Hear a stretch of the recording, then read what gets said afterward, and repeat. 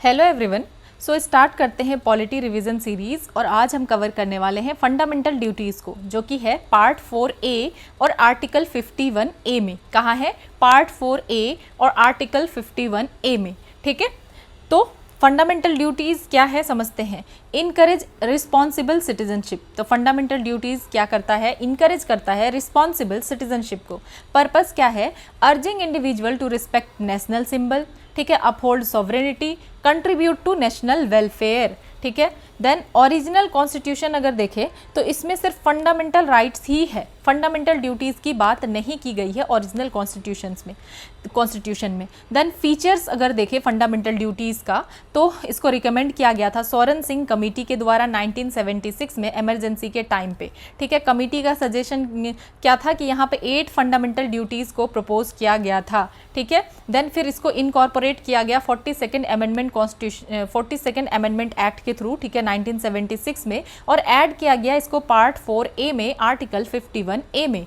ठीक है, और इनकॉर्पोरेट किया गया 10 फंडामेंटल ड्यूटीज़ को। कितने फंडामेंटल ड्यूटीज़ को इनकॉर्पोरेट किया गया? 10 फंडामेंटल ड्यूटीज़ को। और ये इंस्पायर किससे है? बाय USSR, सोवियत कॉन्स्टिट्यूशन से। देन क्या कहा जा रहा है कि राइट्स आर को रिलेटिव विद ड्यूटीज़, कि राइट्स जो है ड्यूटीज़ के साथ क्या है? को रिलेटिव है। अगर आप राइट्स इंजॉय कर रहे हैं तो आपकी रिस्पॉन्सिबिलिटी है कि आपको ड्यूटीज़ भी निभानी चाहिए।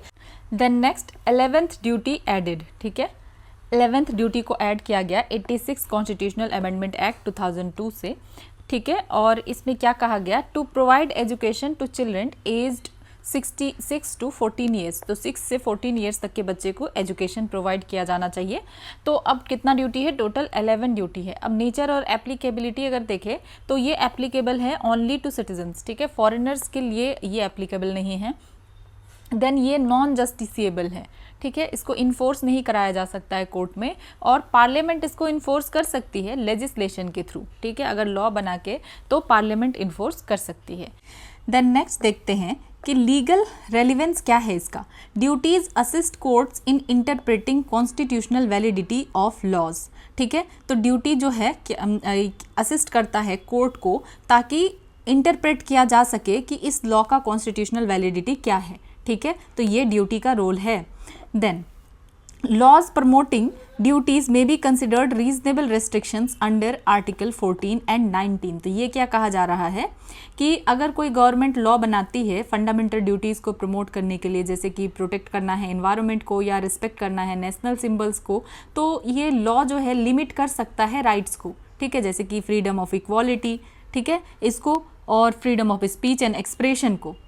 ठीक है, और ऐसा अगर कुछ भी किया जा रहा है तो ये इसको कंसीडर माना जाएगा, इसको कंसीडर किया जाएगा कि ये वैलिड है। ठीक है, रीजनेबल रेस्ट्रिक्शंस इसको माना जाएगा। ठीक है, तो ये किया जा सकता है। देन व्हाट्स नॉट इंक्लूडेड, क्या इंक्लूडेड नहीं है? तो no duty to pay taxes, की टैक्सेस पे करना ये इंक्लूडेड नहीं है। Then no duty to vote. ठीक है, नो ड्यूटी टू वोट करना ये फंडामेंटल ड्यूटी नहीं है। टैक्स पे करना ये भी फंडामेंटल ड्यूटी में ऐड नहीं है कि आपको वोट करना ही पड़ेगा या आपको टैक्स को पे करना ही पड़ेगा, ये इंक्लूड नहीं है, जो कि ये इंपॉर्टेंट है, जो इंक्लूड नहीं है, तो इसीलिए आपको याद रखना है। ठीक है, कि पे टैक्सेस नहीं है फंडामेंटल ड्यूटी में। देन ग्लोबल कंपैरिजन अगर देखें तो जापानीज़ कॉन्स्टिट्यूशन में डिटेल्ड लिस्ट है सिटीजन्स ड्यूटीज़ के बारे में। ठीक है, जापानीज़ कॉन्स्टिट्यूशन में डिटेल लिस्ट देखने के लिए मिलता है कि सिटीजन का क्या ड्यूटी है। देन नेक्स्ट देखते हैं वर्मा कमेटी रिपोर्ट 1999। ठीक है, तो वर्मा कमेटी रिपोर्ट में क्या कहा गया? यहाँ पे क्या किया गया? रिव्यू किया गया implementation mechanism of fundamental duties की। अगर फंडामेंटल ड्यूटीज़ को इम्प्लीमेंट किया जाए तो इसका क्या मैकेनिज्म है, तो उसके इम्प्लीमेंटेशन मैकेनिज्म को रिव्यू किया गया। और इनको क्या मिला कि कुछ एग्जिस्टिंग लॉज हैं जो कि सपोर्ट कर रहा है कुछ ड्यूटीज़ को, मतलब पहले से ही हमारे पास ऐसे लॉज हैं जो फंडामेंटल ड्यूटीज़ को सपोर्ट कर रहा है, जैसे कि वाइल्ड लाइफ प्रोटेक्शन एक्ट। ठीक है, और इन्होंने रिकमेंड किया reorienting school curriculum and teachers education program programs incorporating fundamental duties in higher and professional education. तो यहाँ पे कहा गया कि स्टूडेंट को जो है सिखाया जाना चाहिए फंडामेंटल ड्यूटीज़ के बारे में प्रॉपरली, ठीक है। इंटायर एजुकेशन सिस्टम में यहाँ पे क्या किया जाना चाहिए, फंडामेंटल ड्यूटीज़ के बारे में प्रॉपरली बताना चाहिए, ठीक है। ये उन्होंने कहा incorporating fundamental duties in higher and professional education में फंडामेंटल ड्यूटीज़ को इनकॉर्पोरेट किया जाना चाहिए, ठीक है। तो अब देखते हैं कि कौन कौन से फंडामेंटल ड्यूटीज़ है जो कि आर्टिकल 51A में है। तो कहा गया it shall be duty of every citizen of India, कि ये हर सिटीजन ऑफ इंडिया का ड्यूटी है टू रिस्पेक्ट द कॉन्स्टिट्यूशन, की कॉन्स्टिट्यूशन को रिस्पेक्ट करे, ठीक है। Abide by constitution and respect it's ideal, की कॉन्स्टिट्यूशन से जो है क्या करे, abide by constitution and respect करे कॉन्स्टिट्यूशन के आइडियल को, ठीक है, इंस्टीट्यूशंस को, नेशनल फ्लैग को एंड नेशनल एंथम को, article 51A sub clause A में है, ठीक है, कि आपको कॉन्स्टिट्यूशन को रिस्पेक्ट करना होगा। दूसरा कहा जा रहा है कि आपको चेरिश करना है फ्रीडम आइडियल्स को, ठीक है, जो भी नोबल आइडियाज़ है that inspired the freedom struggle, तो इनको आपको क्या करना पड़ेगा, फॉलो करना चाहिए, चेरिश करना चाहिए फ्रीडम आइडल्स को, ठीक है, आइडियल्स को, article 51A clause B. Then uphold unity and integrity, कि प्रोटेक्ट किया जाना चाहिए sovereignty, unity and integrity of India, article 51A clause C, ठीक है। Then defend the nation, then कहा जा रहा है कि defend the country and render national service when called upon, जब आपको बुलाया जाए कंट्री को डिफेंड करने के लिए, नेशनल सर्विस के लिए, तो आपको आना पड़ेगा, ये आपकी फंडामेंटल ड्यूटी है, article 51A clause D. Then promote harmony, कि हार्मनी को प्रमोट किया जाना चाहिए और ब्रदरहुड को प्रमोट किया जाना चाहिए beyond religion, language and region, ठीक है। और renounce practices derogatory to women's dignity, और ऐसे प्रैक्टिसेस आपको नहीं करना चाहिए जो वुमेन्स डिग्निटी के खिलाफ है, ठीक है, तो वैसे प्रैक्टिसेस आपको नहीं करना चाहिए, article 51A sub clause E. Then preserve heritage, कि हेरिटेज को प्रिजर्व किया जाना चाहिए, value and preserve India's composite culture, India के कंपोजिट कल्चर को वैल्यू किया जाना चाहिए एंड प्रिजर्व किया जाना चाहिए, article 51A clause F. Then protect environment, environment को प्रोटेक्ट किया जाना चाहिए, ठीक है, इंप्रूव किया जाना चाहिए नेचुरल इन्वायरमेंट को, forest, lakes, rivers, wild life को, ठीक है, और कंपैशन दिखाना चाहिए हर लिविंग क्रिएचर्स के तरफ, आर्टिकल 51A क्लॉज जी, ठीक है। देन डेवलप साइंटिफिक टेम्पर, तो ये भी फंडामेंटल ड्यूटी है कि साइंटिफिक टेम्पर डेवलप किया जाना चाहिए, develop scientific temper, humanism and spirit of inquiry and reform, ठीक है। देन सेफगार्ड पब्लिक प्रॉपर्टी, की पब्लिक प्रॉपर्टी को सेफगार्ड करना भी आपका काम है, protect public property and abjure violence, violence को रोकना भी आपका काम है, आर्टिकल 51A आई, आपको वायलेंस नहीं करना चाहिए। Then strive for excellence, strive for excellence in all activities for national progress, तो आपको एक्सीलेंस की तरफ बढ़ना चाहिए जो कि नेशनल प्रोग्रेस की तरफ लेके जाएगा, ठीक है, article 51A sub clause J. Then provide education, provide opportunities for education to children age 6 to 14, तो ये 86 कॉन्स्टिट्यूशनल अमेंडमेंट एक्ट से इसको डाला गया, आर्टिकल 51A के, ठीक है।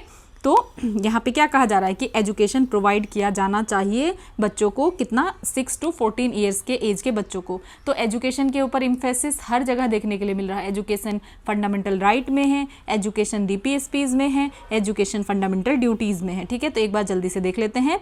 सबसे फर्स्ट है रिस्पेक्ट द कॉन्स्टिट्यूशन, कि आपको कॉन्स्टिट्यूशन को रिस्पेक्ट करना है। देन चेरिश फ्रीडम आइडियल, तो जो भी फ्रीडम आइडियल्स है उसको आपको चेरिश करना है। अपहोल्ड यूनिटी एंड इंटीग्रिटी, ठीक है, यूनिटी एंड इंटीग्रिटी को अफोल्ड करना है आपको। तो नेशनल फ्लैग को लेकर के आज भी बहुत सारा न्यूज़ चलता रहता है कि ऐसे किया गया तो ये नेशनल फ्लैग को डिसरिस्पेक्ट किया गया, तो आपको यहाँ पे देखने के लिए मिलता है कि रिस्पेक्ट द कॉन्स्टिट्यूशन और नेशनल फ्लैग, ये सारी चीज़ें कहाँ हैं, हमारे फंडामेंटल ड्यूटीज़ में है। Cherish freedom ideals, uphold unity and integrity, तो यूनिटी एंड इंटीग्रिटी को भी अपहोल्ड करना आपका काम है। डिफेंड द नेशन, नेशन को डिफेंड करो, और जब सर्विस, नेशनल सर्विस के लिए बुलाया जाए तो आपको आना पड़ेगा। देन प्रमोट हार्मनी, ठीक है, harmony and brotherhood beyond religion, language and region, ठीक है, और ऐसी प्रैक्टिसेस आपको नहीं करना है जो वीमेन के डिग्निटी के खिलाफ है।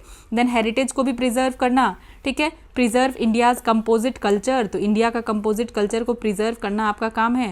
Then protect environment, natural environment को प्रोटेक्ट करने की बात कही गई है, ठीक है, forest, lakes, rivers, wild life, तो ये इन्वायरमेंट हमें DPSPs में भी देखने के लिए मिलता है। इन्वायरमेंट को प्रोटेक्ट करना हमें फंडामेंटल ड्यूटी में भी देखने के लिए मिलता है। देन साइंटिफिक टेम्पर को डेवलप करो, ठीक है, develop scientific temper, humanism and spirit of inquiry and reforms, ठीक है। Then safeguard public property, public property को सेफ गार्ड किया जाना चाहिए, प्रोटेक्ट किया जाना चाहिए पब्लिक प्रॉपर्टी को, and abjure violence, then strive for excellence and provide education. तो ये कुछ चीज़ें हैं। अब कुछ इंपॉर्टेंट केसेस है फंडामेंटल ड्यूटीज से रिलेटेड, उसको भी देख लेते हैं। तो सबसे इंपॉर्टेंट अगर देखें तो Minerva mills versus Union of India, तो इसमें अपहेल्ड किया गया 42nd अमेंडमेंट को, ठीक है, और कहा गया कि fundamental duties are non enforceable by court. तो अब फंडामेंटल ड्यूटीज कौन से अमेंडमेंट से आया, 42nd अमेंडमेंट से आया, तो कहा गया कि ठीक है फंडामेंटल ड्यूटीज जो है सही है, होना चाहिए, इसको अपहेल्ड किया गया, लेकिन ये नॉन इन्फोर्सिएबल है, ठीक है, ये क्या है, नॉन इन्फोर्सिएबल है।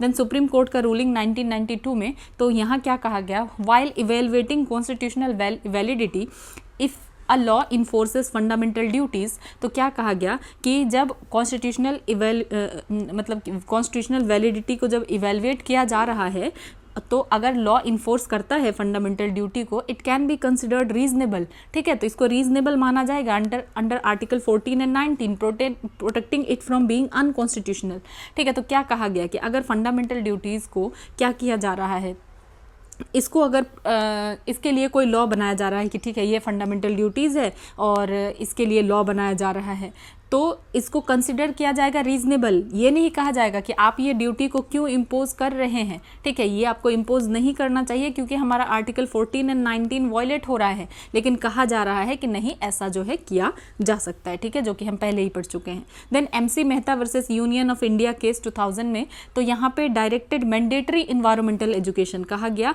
कि इन्वायरमेंटल एजुकेशन क्या होना चाहिए, मैंडेटरी इन्वायरमेंटल एजुकेशन होना चाहिए, ठीक है, कि ऑर्डर किया गया कि 1 hour lecture on environmental protection in schools, कि इन्वायरमेंट को प्रोटेक्ट करने के लिए 1 आवर लेक्चर जो है स्कूल में ही होना चाहिए, ठीक है, जो कि ये लिंक्ड है हमारे आर्टिकल 1 क्लॉज G से, ठीक है, duty to protect environment. Then Ramlila Maidan incident versus home secretary 2012 का, तो इसमें रीअफर्म किया गया freedom of speech as a fundamental right, कि फ्रीडम ऑफ स्पीच क्या है, फंडामेंटल राइट है। Emphasize respect for constitution as citizen's duty, ये कहा गया ठीक है freedom of speech fundamental right है, लेकिन ये जो है कॉन्स्टिट्यूशन का रिस्पेक्ट करना एक सिटीजन की ड्यूटी है। तो ये कुछ चीज़ें हैं, यहाँ पे आपको ये पता चल रहा है कि अगर फंडामेंटल ड्यूटीज़ को इन्फोर्स करना है तो इसको रीजनेबल माना जाएगा। आप ये नहीं कह सकते कि 14 एंड 19 के अंदर आपका फंडामेंटल राइट जो है वॉयलेट हो रहा है, ठीक है, बस ये चीज़ है। तो यहाँ पे कुछ इंपॉर्टेंट केसेस हमने देखा। मिनर्वा मिल में अपहेल्ड किया गया कि 42nd अमेंडमेंट जो है सही है। सुप्रीम कोर्ट ने जो है यहाँ पे फंडामेंटल ड्यूटीज़ को इन्फोर्स करने की बात की। देन MC मेहता केस में कहा गया कि 1 आवर लेक्चर जो है इन्वायरमेंटल प्रोटेक्शन के लिए दिया जाना चाहिए, ठीक है, मैंडेटरी इन्वायरमेंटल एजुकेशन होना चाहिए स्कूल्स में, ठीक है। देन रामलीला मैदान में हमने देखा कि कहा गया कि कॉन्स्टिट्यूशन को रिस्पेक्ट करना सिटीजन की ड्यूटी है, ठीक है। तो ये कुछ इंपॉर्टेंट चीज़ें हमने देखी।